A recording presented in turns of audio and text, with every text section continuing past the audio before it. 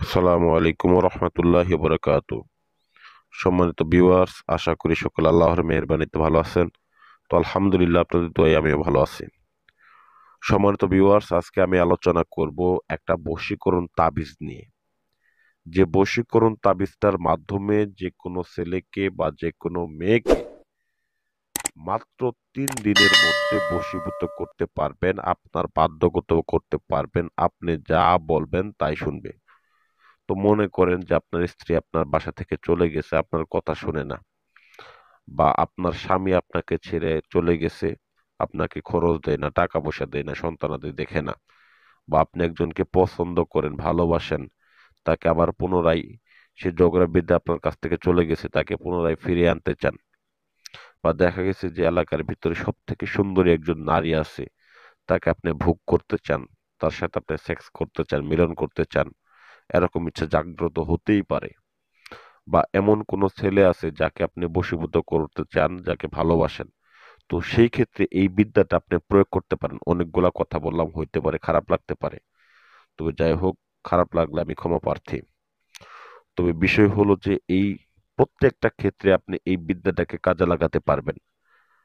সে যত দূরেই থাকুক, যেখানে থাকুক, সে যদি বিদেশেও থাকে তারপরেও সম্ভব এই বিদ্যাটার মাধ্যমে। এটা এরকমই একটা পাওয়ারফুল একটা বিদ্যা। তো মূলত বলে নেই যে কিভাবে কাজটাকে করবেন। তো অবশ্যই এগুলা একটা কুফরি কাজ, রুহানি কাজ, সবকিছু মিলে এগুলা কাজের মধ্যে অন্তর্ভুক্ত আছে। তো এই বিশেষ করে এই কাজটার মধ্যে কুফরি রুহানি দুইটা মিলাই আছে।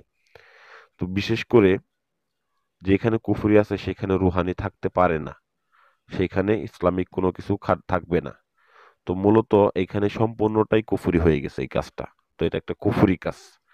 তো এই কুফরি কাজটাকে যদি আপনি করতে চান, তবে সেক্ষেত্রে আপনাকে অবশ্যই আপনার শরীরটাকে বন্ধ করে নিয়ে 11 বার দুরূদ শরীফ পাঠ করে নিয়ে আসন করে বসে যে কোনো শনিবার বা মঙ্গলবার দিন আপনাকে এই কাজটাকে করতে হবে।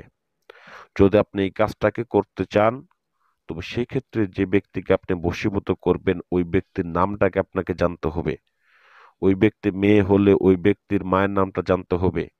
ওই ব্যক্তি যদি ছেলে হয়ে থাকে ওই ব্যক্তির বাবার নামটা আপনাকে জানতে হবে, এবং আপনার নাম এবং আপনার মায়ের নাম অথবা আপনার বাবার নামটা নিতে হবে। তো এই সকল জিনিসগুলো আপনি সংগ্রহ করে নিয়ে অতঃপর যে কোনো শনিবার বা মঙ্গলবার দিন এই কাজটাকে করতে বসবেন। আপনি যদি সাধক হয়ে থাকেন, পূর্বে কাজ করার অভিজ্ঞতা থাকে, আপনি সরাসরি কাজে বসবেন, কোনো সমস্যা নেই। আর যদি সাধক হয়ে না থাকেন, কাজ করার অভিজ্ঞতা না থাকে, তাহলে অনুরোধ রইল পায়ে হাত রেখে বলে কাজটা করতে যাবেন না, এটা একটা কুফরি কাজ।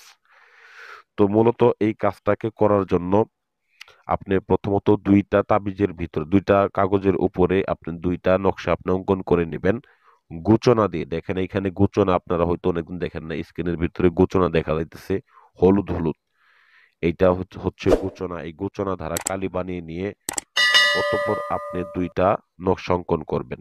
দুইটা নকশা অঙ্কন করে নকশা দুইটার নিচে আপনার নাম এবং আপনি যদি ছেলে হন আপনার বাবার নাম, আপনি যদি কোনো মেয়েকে বশীভূত করতে চান, তবে সেক্ষেত্রে ওই মেয়ের নাম এবং ওই মেয়ের মায়ের নামটা সহ আপনার নামের নিচে নিচে লিখে দিবেন। তো লিখে দেওয়ার পরে অতঃপর দুইটা নকশা অঙ্কন করে একটা নকশাকে আপনি চান্দি রূপার মধ্যে ভরবেন।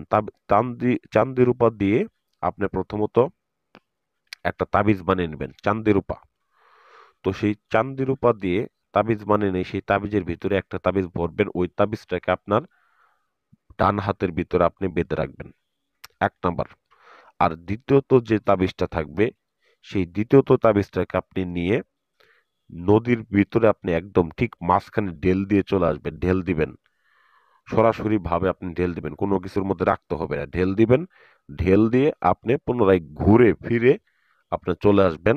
এবং বাসায় আসার পরে অবশ্যই কাজটাকে আপনারা করতে পারেন, দিনের বেলাও করতে পারেন, বিশেষ করে সকালেও করতে পারেন, অথবা এশার নামাজ পড়ে করবেন, দুইটা সময় করবেন। ফজর নামাজ পর অথবা এশার নামাজ পড়ে এই দুইটা সময় করবেন। তো অতঃপর বাসা আসার পরে আপনার সদকা জারিয়া হিসেবে 20 টাকা, 50 টাকা, 100 টাকা সদকা জারিয়া হিসেবে গরিব মিসকিনকে আপনি দান করে দিবেন।